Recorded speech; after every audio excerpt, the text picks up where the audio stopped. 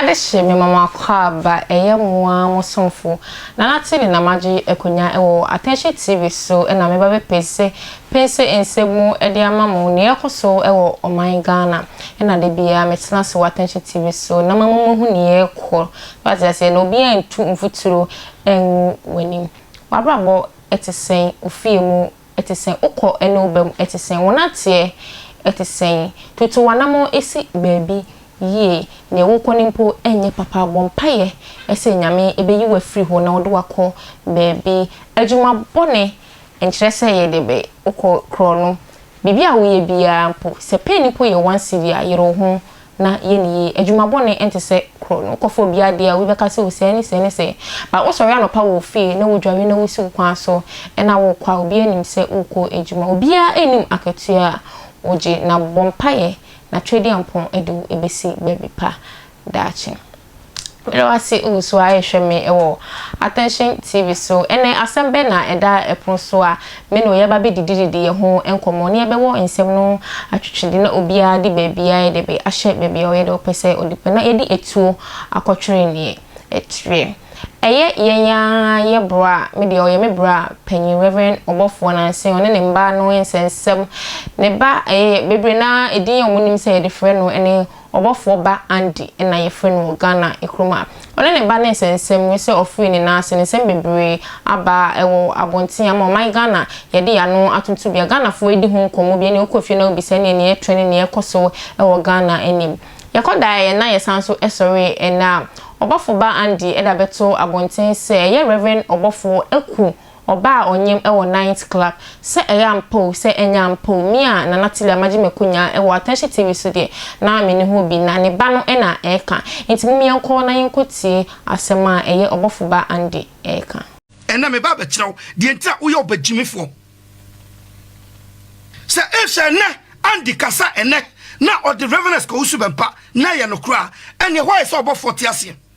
because Obofour ni Andy kofa ema eko Viana hotel eko kumwon Obofour abrantie ne kan eno de ye Obofour nti no entwanto so dia ene o kafa reverence ko usubempa on no krema mo so now ena menemo ebeji Andy nsam na atum Andy ye no kwafo Andy o ye no kwafo bribia Andy kan bia ye no kra reverence ko usubempa na asoma na yate ase Andy a credible and some bia kwasi ampani we kwasi wiwie nane dam no ba obatra camera mu kan no kra a friend Obofour ba sa wi boy no obintagi na mame na montage prempe condom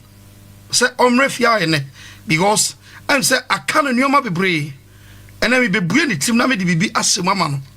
me ba ba expose ni kakra bi ewo ensama hodo abranti abatra camera mu ayire no eka thinking say oye bibi you see when Paul can sembi o say obesusu say oye bibi na onya odada ne ho ejo say abranti we from resantini ne nsahye ne motoam onunu ne ho na ono asere na wanya na ajojontifo atanachi body say thinking say oye bibi abranti beta camera mu akasa bebre na true ne nkasa ye mo no o se reverence ka usubempa ene te enkrofo sei asofo nyina ene social media so enkrofo a esen enkrofo nyina reverence ka usubempa ene search a brabedrie this useless human being call himself Biscout sa condom boy ebetra camera mo super grada so many times e wo Ghana na me question is me shine nim din e ba me tim say sabrey no call ma me say ma me no aye awudi sambebre okunkum nipa wadi bone enti osuro say ye de ne be hyansuom ama ye bonasu eno so na reverence ko usubempa ene hye na chi ana sabrey no good but sa abranti e friend Obofour ba Andy no Andy wabo makuti ache na me pakigo ene ena brena so from today going me amema okwan otra camera ma bomidin anu bomidin a dimatem mamenti se udimatem what you say said ya horo nkrofo no horo me sa pepepe wano eya mano eya and now me see so be say 1 week me do sasie wa brabo from Obofour to Opam Sofo Pambo to Reverend Skausu Bempa to Kronfo Grada ho wa braba wa po nyinara videos ahodo audios ahodo me be trending nyina ama na mama Nkrofo ahwe hwan ne sa branti enti me bawo oba tan bi na anyisa aboso me nkon awo sa branti no me nwanwa because se me hwe abranti na brabo me hwe na brabo me hwe na brabo me hwe na brabo be pem ena bibisa senti onipa ena chima branti ewu no ne ma meti ase ne papa ti ase ena oba ti wi ase sisa no me a etisi oba tan oti wo hwe wo yem nsew Andy abranti e friend be scout afa Andy videos na Andy kasawia na or the Reverend Skausu Bempa picture abon. Now Andy aye credible Emma Sankrofo obiati o Andy kasa and some Andy Kenya ya no kra ubo se bloggers bi titi social media so ne trendy Andy videos. Why? Cause Andy kan no kra Andy tufu entokwa wenye na bloggers bi fam penimfo nyatwemfo adwenimuhafo think so am smart na almost sa branch videos na omo bo ena me bemba mu nyina mo se mu ye useless mo dwuma mo ye no mu ni credibility bia mu ye jimifo mu nyina mu ye jimifo obi out trendy and video bia we jimifo ena me ba be kiraw ne ntia wo ye jimifo ena me ba be kiraw de ntia wo ye oba jimifo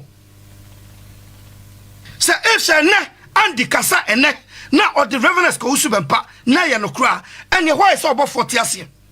because Obofour ni Andy kofa ema eko Viana hotel eko kumwon Obofour abrantie ne kan eno de ye Obofour nti no entwanto so dia ene o kafa Reverend Skausu Bempa on no kra mamo so now ena menemo ebeji Andy nsam na atum Andy ye no kwafo Andy o ye no kwafo Bribia Andy can be no cra Reverend Skausu Bempa na asoma na yate ase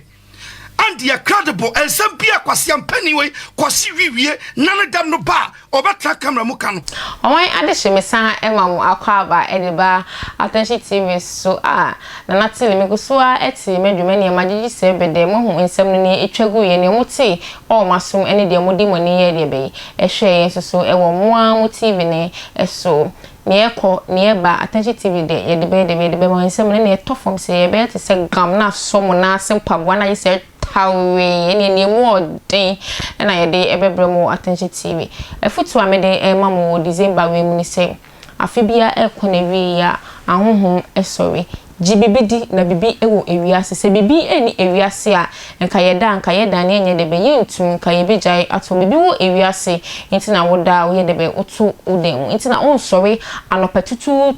ana ahomachi 12:1 sebi enkoyi